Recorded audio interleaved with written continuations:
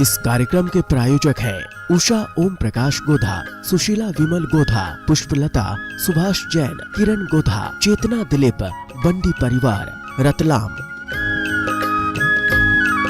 मानक चंद, कमला देवी, राकेश, नीतू, ऋषभ और Ayushi Musharraf, B123, Sethi colony, Jaipur. Shri Parshwanath re rolling mills limited, Durgapur 1, Vardhaman, West Bengal. Amita Jain, पत्नी अनिल कुमार जैन, संगीता जैन, पत्नी विपिन कुमार जैन। 2, स्वाध्याय मंडल, भगवान 1008 मुनि सुब्रतनाथ मंदिर, बारामती, महाराष्ट्र।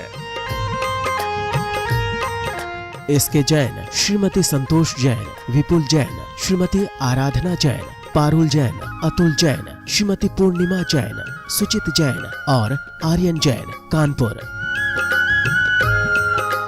संपतलाल, मैना देवी कासलीवाल, सागरमल, नागरमल, संदीप कुमार, हीरा देवी, आशा देवी, सुखी संसार गोलाबरी, हावड़ा। श्रीमती जयमाला जैन, पत्नी स्वर्गीय श्री इंद्रसेन जैन, टिम्बर मर्चेंट, खतौली। सरिता जैन, पत्नी प्रदीप कुमार जैन, पुत्र संचित जैन, गांधीधाम, कच्छ, गुजरात। महिला मंडल, श्री 1008 पारसनाथ दिगंबर जैन मंदिर, 344/4, गोविंदपुरी, कालकाजी, नई दिल्ली।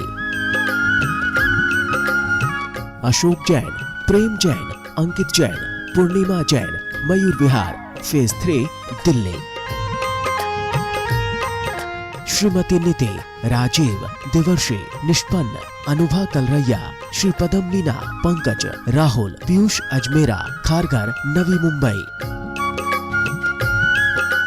सोसर देवी, स्वर्गीय देवीलाल जी, विमला बेन, किशन लाल जैन, सोनल भावेश जैन, अर्चना विकास जैन, नियति, जैनी, कशिश, हैंसी, मोक्ष जैन, अहमदाबाद।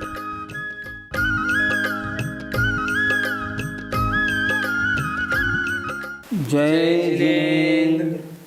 नमः श्री वर्धमानाय निर्धूत कलिलात्मने, सालोकानां त्रिलोकानां यदुविद्या दर्पणायते।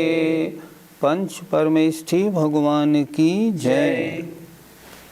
पिछली पाठशाला में पूजा किनकी करनी चाहिए, कितनी प्रकार की होती है, अष्टद्रव्य से इसी क्रम से क्यों की जाती है, आरिका क्षुल्लक क्षुल्लिकाओं की पूजा क्यों नहीं करनी चाहिए, इस बात पर अच्छी चर्चा हुई थी। अब आज चर्चा कर रहे हैं इस पूजा में कौन प्रसिद्ध हुआ, उसकी चर्चा करेंगे। वो जो मेंढक था ना, जो राजा श्रेणिक के हाथी के पैर के नीचे से दब गया था, वह प्रसिद्ध हुआ। श्लोक देखें। अरह चरण सपरिया, अरह चरण सपरिया, महानुभावं महात्मनाम अवदत्, महानुभावं महात्मनाम अवदत्। भेकः प्रमोदमत्तः, भेकः प्रमोदमत्तः, कुसुमेनैकेन राजगृहे, कुसुमेनैकेन राजगृहे। बोलिए। अरह चरण सपरिया, महानुभावं महात्मनाम अवदत्, भेकः प्रमोदमत्तः, कुसुमेनैकेन राजगृहे। भगवान की पूजा की महिमा प्रकट करने वाला मेंढक, और उसको आचार्य समंत भद्र महाराज ने स्मरण किया। देखें जरा। अरहत माने अरहंत भगवान के, चरण माने चरण कमलों की, सपरिया माने पूजा, महानुभावम उसकी महिमा, उसका महात्म्य, महात्मनाम अर्थात भव्य जीवों के आगे अवदत्त प्रकट किया था। किसने? भेकः प्रमोद मत्तः, प्रमोद माने प्रसन्नता में डूबे हुए मेढक ने। प्रसन्नता में डूबा हुआ जो मेढक था उसने भगवान की पूजा की क्या महिमा होती है लोगों को बताई। कैसे बताई? किसके द्वारा उसने पूजा की? कुशमेन एकेन राजगृहे, राजगृह नगरी में एक फूल के द्वारा।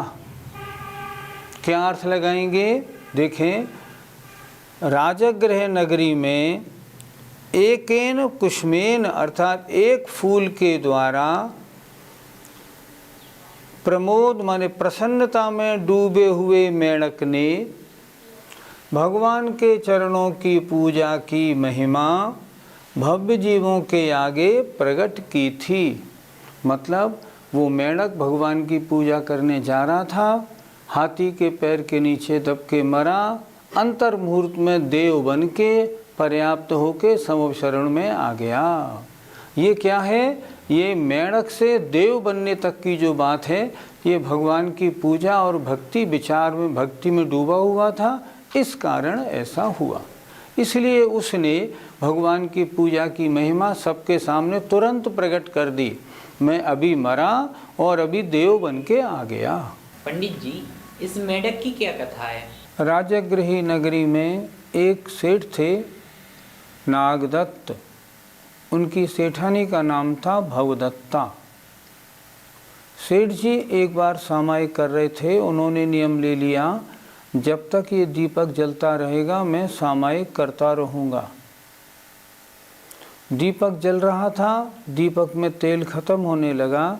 सेठानी ने देखा दीपक बुझ जाएगा, सेठ जी की सामायिक में थोड़ी दिक्कत होगी, वो उसमें घी डालती रही।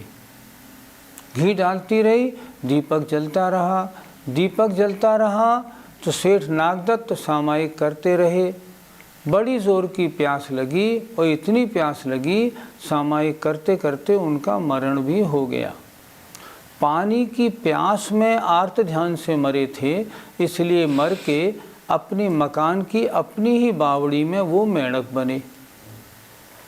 एक दिन सेठानी जब वहाँ गई बावड़ी के पास, तो वो मेढक को पूर्वभव याद आ गया कि ये मेरी सेठानी पूर्वभव में थी, तो वो उछल उछल के सेठानी के ऊपर आने लगा। सेठानी उसको बार बार फेंकती, बार बार उछल के आता। अगले दिन सेठानी फिर गई, उनने देखा मेढक ने फिर उछल उछल के आया। उसने एक अवधि ज्ञानी मुनि महाराज से पूछा, महाराज मेरी बावड़ी का एक मेढक मेरे ऊपर उछल उछल के क्यों आता है? मुनिराज ने कहा, पानी की प्यास में छटपटा के तुम्हारे पति देव मरे थे, तो मरने के बाद मेढक बने, तो पूर्व भव के स्नेह बसात वो तुम्हारे ऊपर बार बार आते हैं। तब सेठानी को मालूम पड़ा, तो उसने फिर उस मेढक को अपने बहुत ढंग से अपने यहाँ सुरक्षित करके रख लिया। जब भगवान महावीर का समवक्षण राजगृही में आया और सारी प्रजा मैं राजा श्रेणिक के भगवान की दिव्य ध्वनि सुनने जा रही थी, तब सेठानी भी चल दी। मेढक ने जब देखा कि इतना सब कुछ ऊपर बैंड बाजे बज रहे हैं देवताओं के, ये सब कुछ अक्षय हो रहा है, मैं भी भगवान की पूजा करूं, पूर्व के संस्कार तो थे ही। तो वो भी एक फूल लेके अपने मुंह में दबा के फुदकता फुदकता वो भी उस पूरे जुलूस के साथ चलने लगा। इत्तेफाक की बात, राजा श्रेणिक के हाथी का पैर उसके ऊपर पड़ा और वो तुरंत एकदम वही मरण को प्राप्त हो गया। लेकिन था कैसा?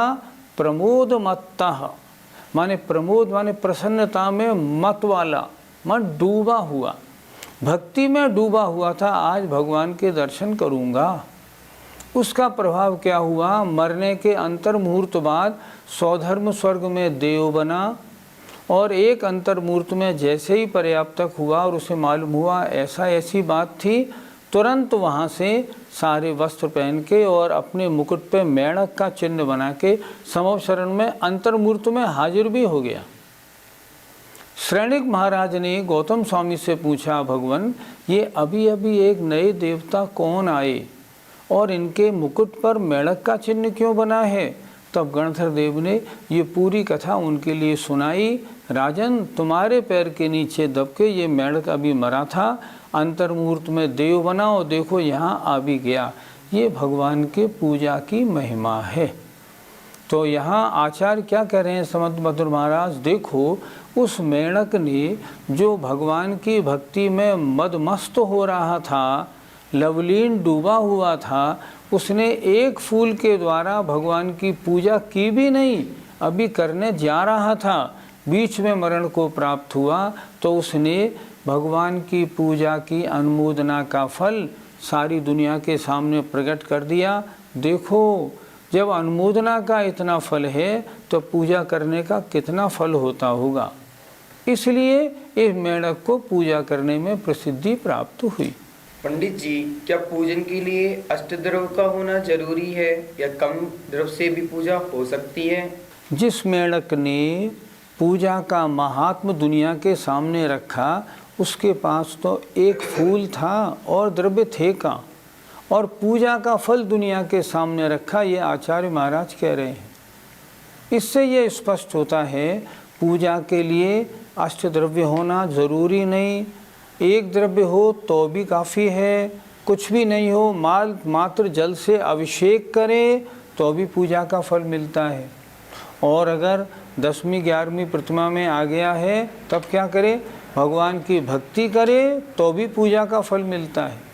पूजा का फल तो सब तरह मिलता है, लेकिन गृहस्थ को कहा है अच्छी विधि तो है अष्टद्रव्य के थाल सजा के अभिषेक करके आए आनंद से और फिर भगवान की पूजा करे। राजमार्ग तो यही है। बाकी अगर 8 द्रव्य न हो तो भी भगवान की पूजा होती है। पंडित जी, एक माता जी अपने टीवी के प्रोग्राम में रोज बोल रही हैं कि रात्रि में अभिषेक पूजन आदि करने में कोई दोष नहीं है, तो क्या सही है? वो ये भी तो कह रही हैं किसी शास्त्र में रात्रि पूजा का निषेध नहीं है, जबकि हकीकत क्या है, एक लेख पहले एक प्रकाशित हो चुका है जब ये विषय इंदौर से उठाया गया था, और उस लेख में किसी विद्वान ने 16 शास्त्रों के प्रमाण दिए हैं कि इन सब शास्त्रों में लिखा है रात्रि में पूजा बिल्कुल ना करे। फिर वो क्यों कह रही है ये वो जाने, हमने उनसे कुछ नहीं कह सकते, बड़ी हैं माता जी हैं, हम क्या कह सकते हैं। लेकिन वो कह रही हैं एक भी शास्त्र में प्रमाण नहीं है।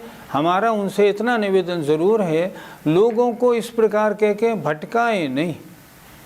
आगम में 10, 15, 20 प्रमाण तो उस लेख के हैं, शायद लेख मेरे पास भी सुरक्षित है। आगम में कहीं भी नहीं लिखा कि रात्रि में पूजा कर सकते हैं, एक भी प्रमाण ऐसा नहीं मिलता। इसलिए रात्रि में पूजा भटकने की ज़रूरत नहीं, कोई कुछ भी कहे कभी नहीं करना। पूजा तो हमेशा दिन में ही होती है। प्रातःकाल अष्टद्रव्य से पूजा करें, सायंकाल आरती करें, सूर्यास्त के समय, सूर्यास्त के उपरांत नहीं। इतना कार्य करें, बहुत अच्छी बात है। पंडित जी, आजकल कुछ लोग इस मेढक की कथा को सुनकर 20 पंथ का समर्थन करते हैं, क्या उनका यह करना उचित है? 20 पंथ और 13 पंथ में मुख्यतया 4 अंतर पाए जाते हैं। पहली बात, 20 पंथ में फल फूल से पूजा होती है, वर्तमान के 13 पंथ में सूखे द्रव्य से पूजा होती है। 20 पंथ में पंचामृत अभिषेक होता है, 13 पंथ में जलाभिषेक होता है। 20 पंथ में महिलाएं अभिषेक करती हैं, 13 पंथ में महिलाएं अभिषेक नहीं करती। और 20 पंथ वाले देवी देवताओं को भी पूजते हैं, 13 पंथ वाले नहीं पूजते। अब देखा जाए, पहली बात, देवी देवताओं की पूजा 20 पंथ वाले करते हैं, वो तो प्योर मिथ्यात्व है, उसका तो कहीं समर्थन मिल ही नहीं सकता, वो तो बिल्कुल बेकार बात है। दूसरी बात, स्त्रियां अभिषेक कर सकती हैं या नहीं, स्वयं आचार्य शांत सागर महाराज के जीवन चरित्र में लिखा हुआ है स्त्री अभिषेक ना करे। आचार्य शांत सागर महाराज ने कहा, आचार्य शांत सागर महाराज से बड़ा कोई मुनि पिछले 100-150 वर्ष में हुआ नहीं। जब वो मना कर रहे हैं तो हम किसी और मुनि या आर्यका की बात कैसे मान सकते हैं? हम कभी नहीं मानेंगे। हम तो सबसे बड़े आचार्य शांत सागर महाराज की बात मानते हैं। इसलिए स्त्री अभिषेक के योग्य नहीं है। अगर कोई कहे तो इसमें बिल्कुल भी अपना मत बदलिए मत, स्त्री अभिषेक नहीं करती। अब बात रहती है फल फूल से पूजा और पंचामृत अभिषेक की। शास्त्रों में इसका वर्णन मिलता है कि नहीं? प्राचीन शास्त्रों में जो 7वीं शताब्दी तक के शास्त्र हैं उनमें किसी में भी पंचामृत अभिषेक और फल फूल से पूजा का विधान नहीं मिलता। उनमें तो अभिषेक जल से ही करने का विधान मिलता है, पंचामृत का विधान नहीं मिलता। लेकिन 7वीं शताब्दी के बाद के जो शास्त्र हैं उन शास्त्रों में पंचामृत अभिषेक आदि का वर्णन मिलता है। अब प्रश्न है करे कि नहीं करे? देखो, मैं आपसे कहता हूँ आप खुद अपनी बुद्धि लगाओ। अगर फूल से पूजा करी और आपने इधर मान लो पीले चावल से पूजा करी, ये माध्यम है, आपके भाव बनाने वाला नहीं। फूल तोड़ने में कितनी जीव हिंसा हुई और आपके चावल पीले करने में कोई जीव हिंसा नहीं हुई। तो जीव हिंसा वाली पूजा अच्छी या बिना जीव हिंसा वाली पूजा अच्छी? खुद सोचो। कोई बहकाए मत बहको। हम लोगों के बहकावे में क्यों आ जाते हैं? अपना दिमाग नहीं लगाते। पंचामृत अभिषेक, दूध दही से अभिषेक करने में कितनी जीव हिंसा है। अगर मान लो आपने दूध दही शुद्ध भी ले लिया तो आप उस गंधोदक को कहाँ डालोगे? जहाँ डालोगे वहीं जीव पैदा होंगे। जिस छन्ने से आप पहुँचोगे ना उसको सूंघ के देखना कितनी बदबू आती है। बदबू किस बात की है? जीव उत्पन्न हो रहे हैं। एक बूंद भी दूध या दही कहीं रह जाता है भगवान के अंग में, उसी में जीव पैदा हो जाएंगे। और जल से अभिषेक करने में जीव पैदा होने का कोई सवाल ही नहीं उठता। तो मैं कहता हूँ जब आचार्यों ने दोनों मार्ग दिए हैं तो पहला अच्छा मार्ग कौन सा? जिसमें जीव हिंसा ना हो। तो हम जल से अभिषेक क्यों ना करें? हम पंचामृत की जिद क्यों करते हैं? मेरे समझ में नहीं आया। दोनों मार्ग में स्पष्ट दिख रहा है। जहाँ पंचामृत अभिषेक मंदिरों में होता है, मंदिरों में जाए रात को कितने कीड़े दिखाई पड़ते हैं, कॉकरोच वगैरह। ये क्यों हुए कॉकरोच? क्योंकि वहाँ दूध और दही और घी सड़ा, इसलिए तो आए ना। जब आचार्यों ने लिखा है अभिषेक जल से करो तो जल से करने में क्या आपत्ति है? क्यों जिद करते हैं?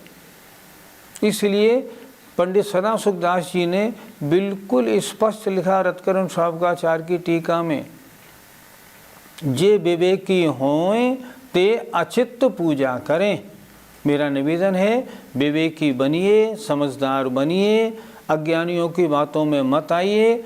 जल से पूजा, शुद्ध से शुद्ध ऐसी पूजा करिए जो जीव हिंसा ना हो।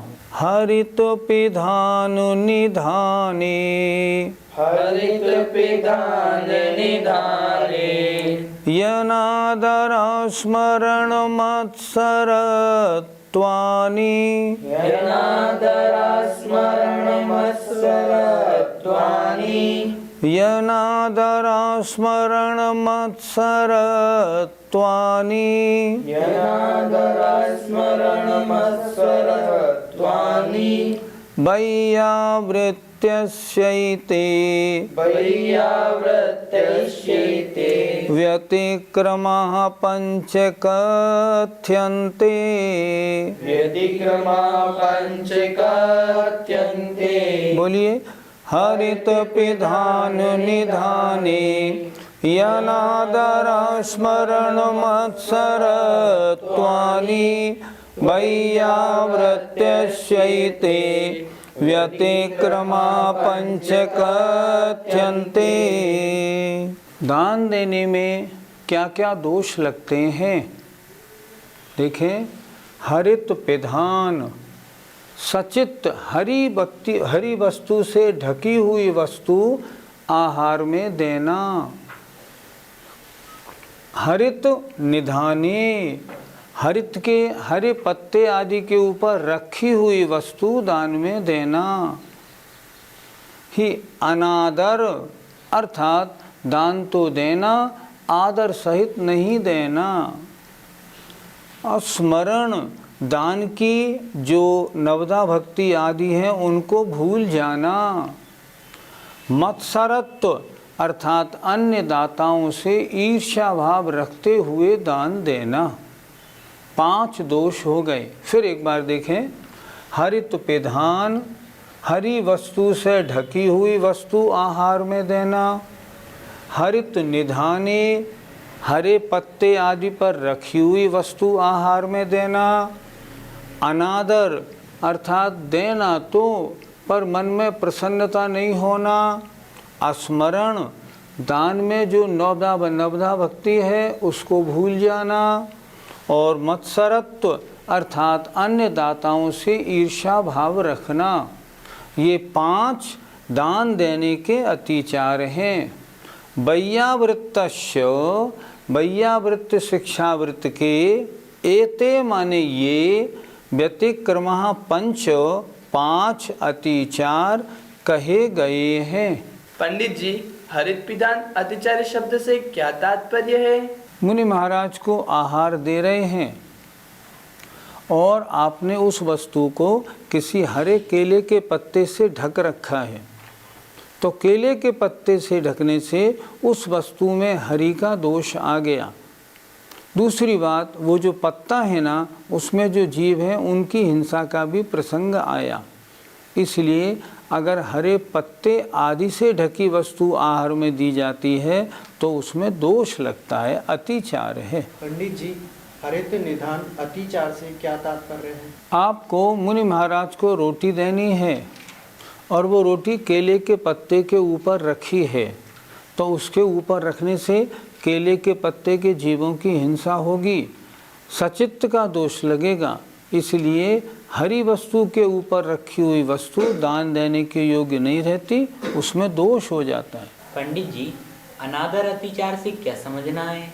मन में तो ये था कि आज मुनि महाराज आहार पर हमारे यहाँ पड़गान में आएंगे। आप आए क्षुल्लक जी, तो अब क्षुल्लक जी के प्रति, अब क्षुल्लक जी आए होंगे, अब तुम आहार दे दो, मैं बाहर बैठा हूँ, ऐसा अनादर का भाव रखना अतिचार है। ऐसा नहीं, जो भी अतिथि आए ना, आदर सहित उसको दान देना चाहिए। ये सोचो आज मेरा पुण्य इतना गाढ़ा नहीं रहा जो मुनि महाराज आते, चलो अब जो मिले हैं मेरे भाग्य से, इनका तो मैं योग्य सम्मान करूं। पंडित जी, आस्मरण अतिचार से क्या तात्पर्य है? नवदा भक्ति की क्रियाओं में कोई कमी रख लेना, भूल जाना। मुनि महाराज को पड़गान करके अंदर तो ले आए चौके में, लेकिन हे महाराज उच्चासन पर विराजमान होइए नहीं कहा, खड़े रहे तो क्या होगा, महाराज वापस चले जाएंगे। क्यों? आप भूल गए आपको क्या कहना था। इस तरह नवदा भक्ति आदि क्रियाओं में से किसी का भूल जाना स्मरण नाम का अतिचार है। पंडित जी, भगवान की पूजा में क्या क्या अतिचार लगते होंगे? आजकल कुछ लोग सूर्योदय से पहले ही कुएं से जल ले आते हैं, गर्म कर लेते हैं, अभिषेक कर लेते हैं सूर्योदय से पहले। नहीं, ये दोष है, ऐसे नहीं होता। अर्थ के उच्चारण में गलती करना ये भी अतिचार है। शब्द के उच्चारण में गलती करना और अर्थ को नहीं पहचानना ये भी कमी है, ये भी अतिचार है। अगर ऐसा करेंगे तो भाव भक्ति कहाँ बनेगी। पूजा में 10 जगह आया नमो नमो, नमस्कार नमस्कार, मस्तक नहीं झुकाना ये भी दोष है, ये भी कमी है। इन कार्यों को करेंगे ना तो पूजा का फल पूरा नहीं मिलेगा। पूजा का फल पूजा कब मिलेगा? जब उसमें डूब के एक तो उच्चारण सही हो, प्रत्येक शब्द का अर्थ आता हो और मन वचन काय से भक्ति हो, तब उसका फल पूरा मिलेगा, अन्यथा पूजा का फल पूरा नहीं मिलेगा। जय जिनेंद्र। इस कार्यक्रम के प्रायोजक हैं उषा ओम प्रकाश गोधा, सुशीला विमल गोधा, पुष्पलता, सुभाष जैन, किरण गोधा, चेतना दिलीप, बंडी परिवार, रतलाम। मानक चंद, कमला देवी, राकेश, नीतू, ऋषभ और Ayushi Musharraf, B123, Sethi colony, Jaipur. Shri Parshwanath re rolling mills limited, Durgapur 1, Vardhaman, West Bengal. Amita Jain, पत्नी अनिल कुमार जैन, संगीता जैन, पत्नी विपिन कुमार जैन। 2 स्वाध्याय मंडल भगवान 1008 मुनि सुब्रतनाथ मंदिर, बारामती, महाराष्ट्र। एसके जैन, श्रीमती संतोष जैन, विपुल जैन, श्रीमती आराधना जैन, पारुल जैन, अतुल जैन, श्रीमती पूर्णिमा जैन, सुचित जैन और आर्यन जैन, कानपुर। संपतलाल, मैना देवी कासलीवाल, सागरमल, नागरमल, संदीप कुमार, हीरा देवी, आशा देवी, सुखी संसार गोलाबरी, हावड़ा। श्रीमती जयमाला जैन, पत्नी स्वर्गीय श्री इंद्रसेन जैन, टिम्बर मर्चेंट, खतौली। सरिता जैन, पत्नी प्रदीप कुमार जैन, पुत्र संचित जैन, गांधीधाम, कच्छ, गुजरात। महिला मंडल श्री 1008 पारसनाथ दिगंबर जैन मंदिर, 344/4 गोविंदपुरे, कालकाजी, नई दिल्ली। अशोक जैन, प्रेम जैन, अंकित जैन, पूर्णिमा जैन, मयूर विहार, फेज 3, दिल्ली। श्रीमती नीति, राजीव, देवर्षि, निष्पन्न, अनुभा कलरैया, श्री पदम मीना, पंकज, राहुल, पीयूष अजमेरा, खारघर, नवी मुंबई। सोसर देवी, स्वर्गीय देवीलाल जी, विमला बेन, किशन लाल जैन, सोनल भावेश जैन, अर्चना विकास जैन, नियति, जैनी, कशिश, हैंसी, मोक्ष जैन, अहमदाबाद।